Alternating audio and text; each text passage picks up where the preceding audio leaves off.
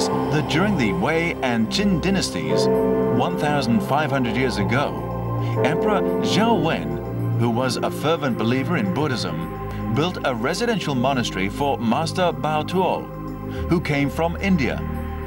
Since the monastery was situated in the woods at the foot of Shaoxi Mountain, it was named Shoulin, as Lin in Chinese means woods.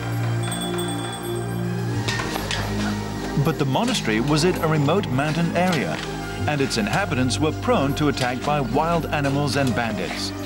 As a result, the monks began to practice Kung Fu for self-defense, and the farming tools they used in day-to-day life became their weapons. There was little training equipment in the mountains, and so techniques were developed that utilized what basic items they had. From the humblest of beginnings emerged a simple but arduous long-term training regime that influences the practice of Kung Fu even today. Throughout its more than 2,000 years development and history, Kung Fu has no shortcut to becoming a master. Only endless practice, extreme effort, and total devotion can fully harness the power of Kung Fu.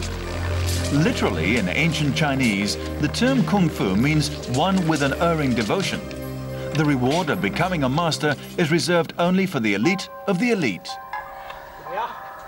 The first thing to learn in Kung Fu, and the most important fundamental stance, is Jia Ma, the back stance. As a basis for strong attacks and to avoid falling at the opponent's attack, the first requirement is to be able to stand firm. A Kung Fu practitioner must continue Jia Ma exercises throughout his life, at least 2 hours every day.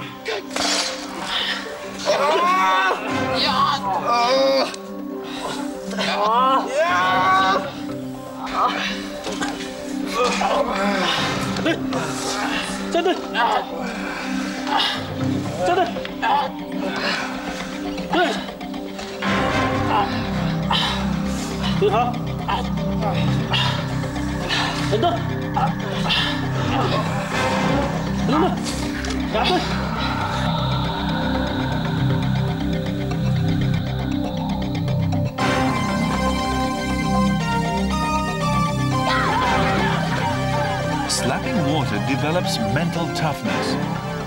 And by choosing freezing cold days to slap the water, the student learns to resist the cold.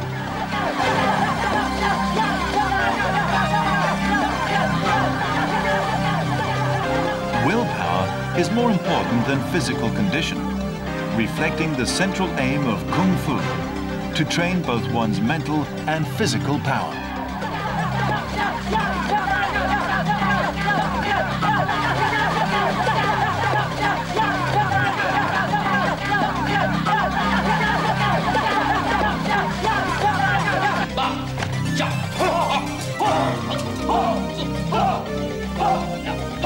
Liaozhang is a way to strengthen delicate human fingers.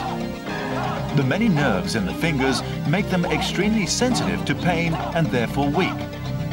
What seems like a gentle pursuit of pushing one's hands into dried beans after only a short time becomes almost unbearably painful. For the Kung Fu devotee, it is a pain that must be borne regularly and for up to an hour at a time until the fingers are strengthened and the pain is controlled.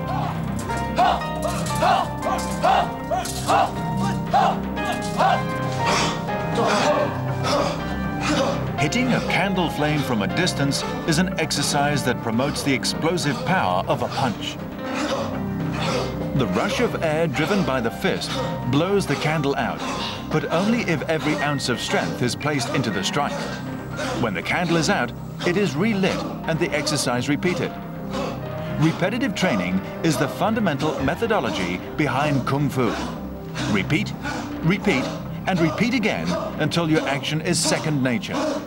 要通过自己的刻苦努力锻炼呢，因为少林拳是学无止境的。少林拳就像是佛教里边的大藏经，任何一个人一生的经历，他是学不完的。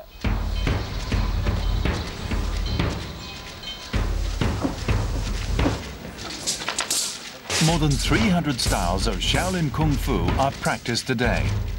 They can be divided into weapons use, combat techniques, and qigong.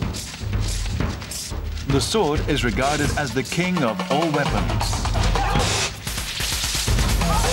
The dao or scimitar was invented after the sword. The most famous method being the Shoulin traditional dao technique. In ancient times, scimitars were designed for close fighting, where each combatant was in great danger. An old Chinese fight saying goes, "The shorter the scimitar, the greater the danger."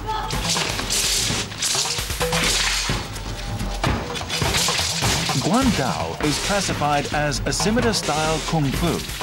However, it is very different from using a scimitar. The Guandao itself is a long, heavy weapon requiring great strength to wield effectively. Good Guandao fighters need to be powerful.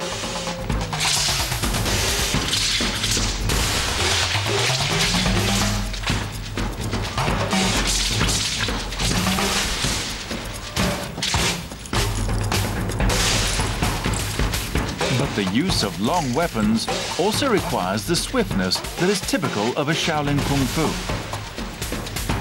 Since using the tip of the spear is the only way to win, it is necessary to maintain distance from the opponent. Unlike with scimitars, the longer your spear, the more powerful you are.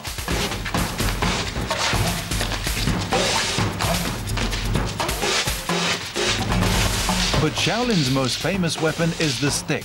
With no blade, the emphasis is on speed and accuracy.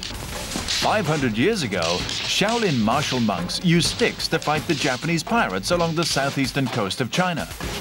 Their efficiency at seeing off the intruders proved the simplest of weapons can be the deadliest in the right hands. But no matter how careful you are using a weapon, there is still a chance of killing your opponent unintentionally. With this in mind, the most fully developed Shaolin Kung Fu techniques are hand and leg styles.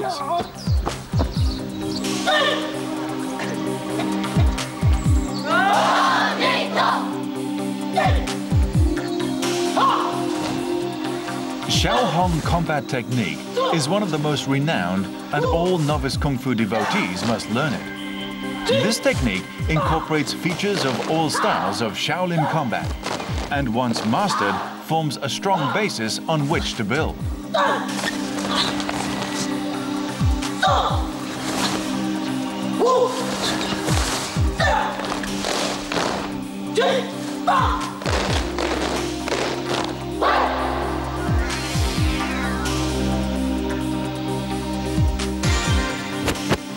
Advanced Shaolin Kung Fu practitioners can learn a hack combat technique.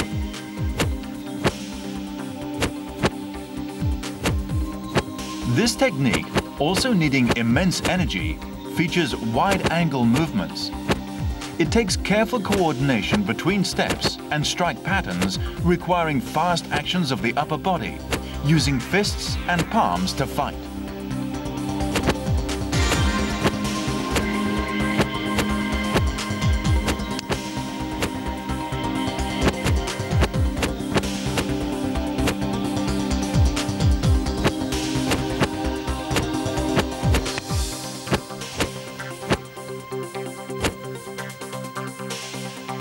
Using simple, even strikes, long combat technique involves moving as little as possible while waiting for and anticipating attacks.